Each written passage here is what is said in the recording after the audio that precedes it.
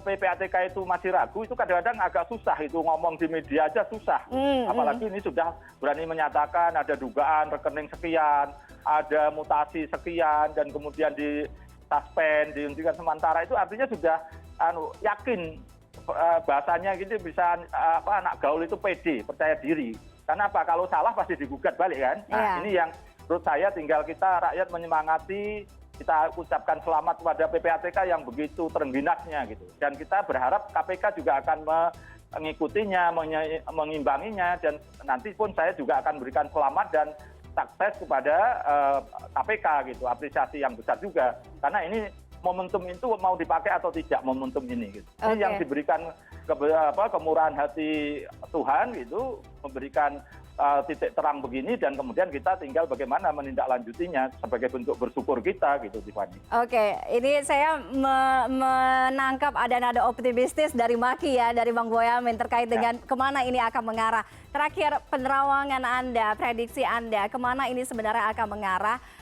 Karena temuan demi temuan didapatkan oleh KPK, informasi mulai dari laporan PPATK pembekuan rekening, kemudian dengan 500 miliar rupiah, kemudian juga ada dugaan keterlibatan mantan pejabat pegawai Ditjen Pajak yang menjadi konsultan pajak, dan sepertinya mungkinkah akan menyeret ke hal-hal atau isu-isu lainnya, Bang Boyamin?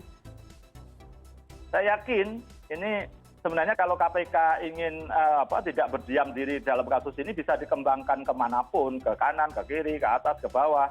Dan Tiffany, boleh saya review sedikit, besok saya akan mendatangi Kejaksaan Agung bagaimana dulu ada kasus tagihan pajak 1,7 triliun dan sudah dilakukan sandera, tapi kemudian hanya tertagih 15 miliar gitu. Jadi ini saya minta Kejaksaan Agung untuk mereview apakah ini ada dugaan penyimpangan atau tidak. Setidaknya bagaimana tagihan 1,7 triliun kok kemudian hanya diselesaikan tanda kutip dengan uang 15 miliar. Ada satu kasus yang memang besok saya akan bawa ke Kejaksaan Agung.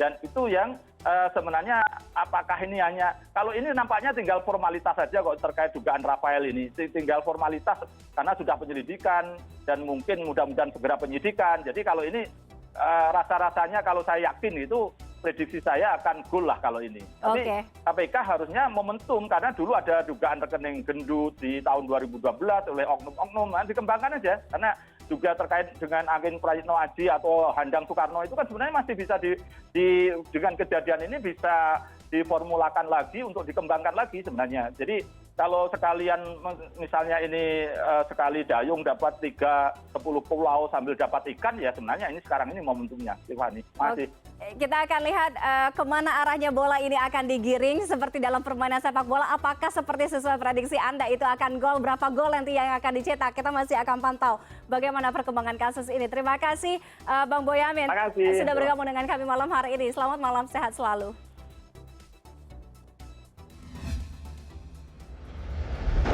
Berikutnya, Jonathan Latumahina, ayah dari Kristalino David Ozora, membagikan kondisi terkini anaknya usai dianiaya anak mantan pejabat pajak Mario Dandi Satrio.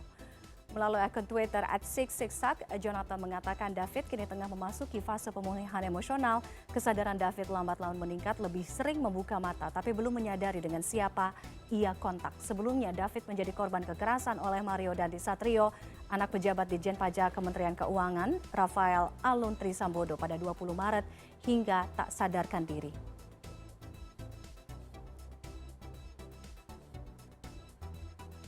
Berikutnya, Lembaga Perlindungan Saksi dan Korban atau LPSK resmi memberikan perlindungan terhadap David Ozora yang menjadi korban penganiayaan oleh Mario Dandi, anak mantan pejabat pajak. Perlindungan tahap pertama akan berlangsung selama 6 bulan mendatang. Wakil Ketua LPSK Edwin Partogi mengungkapkan perlindungan diberikan karena permohonan yang diajukan telah memenuhi syarat. Jadi pemerintah dan DPR itu ketika menyusun undang-undang ini memasukkan salah satu kriteria prioritas adalah penganiayaan berat. Dan dalam konteks penganiayaan berat itu memang LPSK bukan hanya bisa melindungi dalam arti kata fisik, tapi juga melakukan pendampingan dalam proses hukum walaupun tidak menggantikan peran dari penasihat hukum atau kuasa hukum ya. Karena LPSK bertugas untuk memastikan bahwa proses hukum itu tidak ada pertanyaan menjerat ya. kemudian tidak membuat situasi tidak nyaman buat saksi. Nah, di sisi lain ada di Undang-Undang Perlindungan Korban itu buat korban penganiayaan berat itu ada rehabilitasi, yaitu rehabilitasi medis, psikologis, dan psikososial. Kita ke informasi lain, petugas gabungan tanggap bencana Natuna menemukan 3 korban jiwa pada Selasa siang. Total korban jiwa akibat longsor bertambah menjadi 13 orang, sementara itu 4 orang terluka berat dan 4 orang lainnya kritis, sedangkan korban yang masih hilang berjumlah 47 orang. Menurut Kepala BPBD Natuna Raja Darmika, 1 korban jiwa diketahui adalah seorang wanita dengan inisial S ditemukan dalam tumpukan tanah longsor dan bangunan rumah. Longsor menimbun sedikitnya 27 rumah, membuat akses jalan terputus, listrik mati dan jaringan komunikasi terganggu.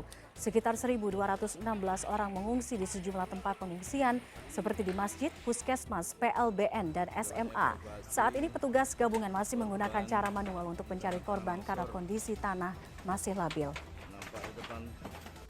Pukul 13 kita berupaya melakukan upaya penyelamatan dan evakuasi korban, dan alhamdulillah pada tepat jam 13.20 hari ini kita menemukan 1 korban lagi dengan identitas S, perempuan. Tim gabungan terus melakukan penyelamatan walaupun tanpa alat berat, dan berdasarkan asesmen kita itu juga sangat riskan menggunakan alat berat. Usai jeda akan ada Ayu Rahmawati yang akan menyampaikan informasi terkini dari dunia olahraga di Sports Corner. Silakan. Hai Tiffany, selamat malam, salam olahraga. Salam olahraga. Dan di Sports Corner malam ini salah satunya ada tentang Piala Dunia. Piala Asia maksud kami di peluang skuad Garuda U20. Kita akan lihat ya selengkapnya usai jeda.